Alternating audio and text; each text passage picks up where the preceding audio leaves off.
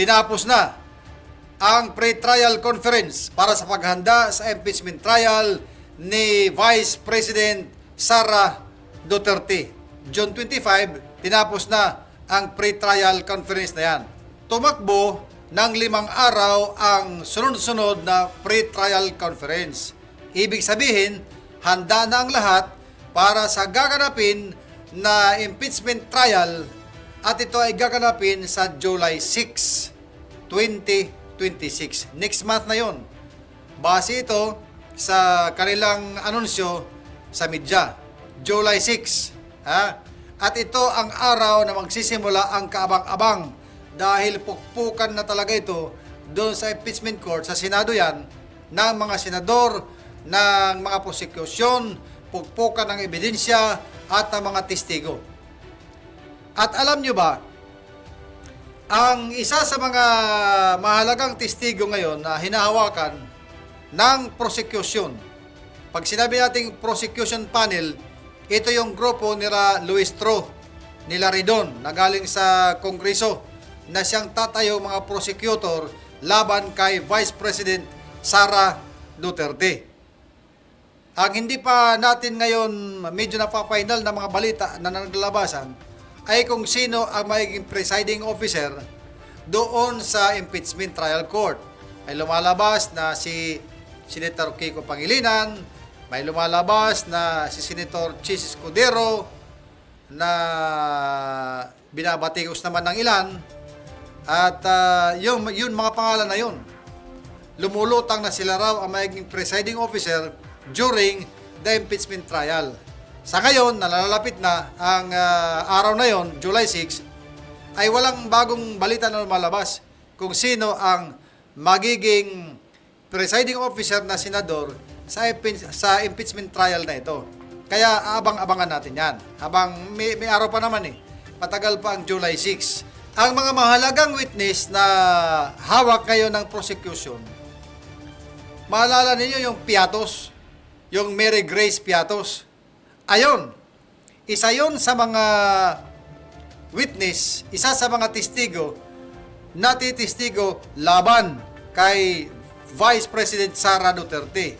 Itong si Mary Grace Piatos, yung nasa report ito ng kanilang liquidation ng Intel funds, na isa daw itong recipient si Mary Grace Piatos doon sa pera na mula sa intelligence funds ng Office of the Vice President. Ang ikalawa nilang witness ng prosecution ay ang dating Chief of Staff ni Vice President Sara Duterte sa kanyang tanggapan na si Undersecretary Solida Lopez. At ito pa ang matindi. Maliban doon sa dalawa, kung inyong maaalala, noong 2011, nung mayor pa si Vice President Sara Duterte, mayor pa siya sa Davao City, nag-viral yun sa social media, isang sheriff na kanyang binugbog, kinastigo, habang sheriff ay nagtatrabaho, official na trabaho, para sa clearing ng mga shanty, ng mga barong-barong, doon sa Barangay Suliman, sa Agdao District, doon sa Davao City. Dinidemolis ang property na yon. Nandoon ang nagsiserve nyon si Sheriff Abby Andres. Yon, Sheriff Abby Andres. Nung nalaman ang nangyayari doon na nagkakagulo, siyempre ang mga squatter na didemolis na nagkakagulo, nanlalaban, nagkaroon ngayon ng atensyon yan. Pumunta doon si Mayor pa noon, Sara Duterte. Nakabuikat pa ang kanyang gupit, di ba? Tinawag yung halika. Tinawag yung sheriff. At nung lumapit ang sheriff, Diyos kuday, pinagsusuntok sa mukha. Nang tumalikod, binirahan pa. Pinagsusuntok sa mukha ni Mayor Sara Duterte. Ngayon, itong dating sheriff ay isa rin sa mga testigo na hawak ng prosecution panel. Bakit nila ginawang testigo ito? dahil ito ay nagpapatotoo na mayroong kakayahan na manakit ng tao itong may tendency at may kakayahan na manakit ng tao itong si Vice President Sara Duterte. May kinalaman ito sa kanyang mga naging pahayag lately nitong siya ay Vice President na pinatay ako, may kinausap na ako na tao na papatay ka ganito, patayin mo sila, patayin mo sila, patayin mo sila. Huwag mong titigilan, patayin mo sila. Di ba? Meron yan. Ha? At meron pa isang press conference na sinasabi niya, ang sarap talaga na ni Kuana.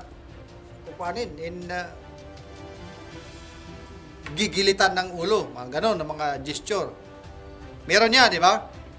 So, ini-establish dito, sa witness na ito na si Sheriff Abby Andres, ang anggulo na mayroon talagang tendency, mayroon tendency at may kakayahan na manakit ng tao si Vice President Sara Duterte. Kaya siguro kinuha itong sheriff na ito. Maliban sa kanila ay mayroon pang 57 na mga testigo na isasalang dyan sa impeachment trial laban kay Vice President Sara Duterte. Kapanapanabik ang mga kaganapan na mangyayari sa impeachment trial dyan sa Senado sa darating na July 6. So, yan na muna at abangan na muna natin ang mga araw na yon sa pagdating ng July 6 kung saan gaganapin na ang impeachment trial proper laban kay Vice President Sara Duterte.